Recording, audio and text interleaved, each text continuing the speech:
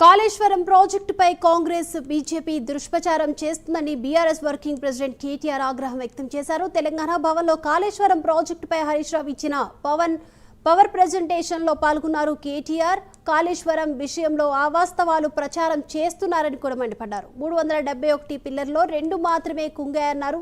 Medigadda barrage 2 పిల్లర్లో పగుళ్లు వస్తే project మొత్తం కూలిపోయిందన్నట్లుగా కాంగ్రెస్ నేతలు మంత్రులు దుష్ప్రచారం చేస్తున్నారని ధ్వజమెత్తారు.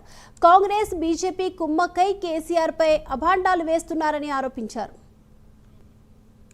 ఒక కంపోనెంట్ ఒక బ్యారేజ్, అందులో 3 బ్యారేజీలు, 19 రిజర్వాయర్లు, 21 పంప్ హౌజులు, 100 కిలోమీటర్ల సొరంగ మార్గాలు, 1000 కిలోమీటర్ల ప్రవాహ కాలువలు ఉన్నాయి. 100 కంపోనెంట్లు ఉన్నాయి.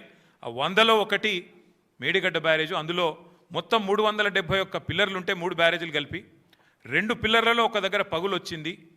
దాన్ని పట్టుకొని దున్నపోతూ ఈనింది అని కాంగ్రెస్ వాడు అంటే దుడ్డెను కట్టేయమని బీజేపీ వాడు 2 రోజుల్లో ఎన్డీఎస్ఏ రిపోర్ట్ అని వడ్డించి ఎన్డీఏ రిపోర్టు బీజేపీ ఆఫీస్లో తయారు చేసి ప్రజల్ని భ్రమింపజేసే ప్రయత్నం చేసినారు. దానికి తిరుగులేని విధంగా ఎల్ఎన్టీ అనే సంస్థ ఏ సంస్థనైతే పార్లమెంట్ భవనం కట్టిందో, ఏ సంస్థనైతే కాంగ్రెస్ పార్టీ కేంద్ర కార్యాలయం కట్టిందో, ఆ సంస్థ మొన్ననే స్పష్టంగా చెప్పింది, ఈ నివేదికను మేము తిరస్కరిస్తున్నాం. ఎన్డీఎస్ఏ రిపోర్టు ఇది చెత్తబుట్టలో పడేయడానికి తప్ప ఎందుకు పనికిరాని రిపోర్ట్ అని చెప్పినారు.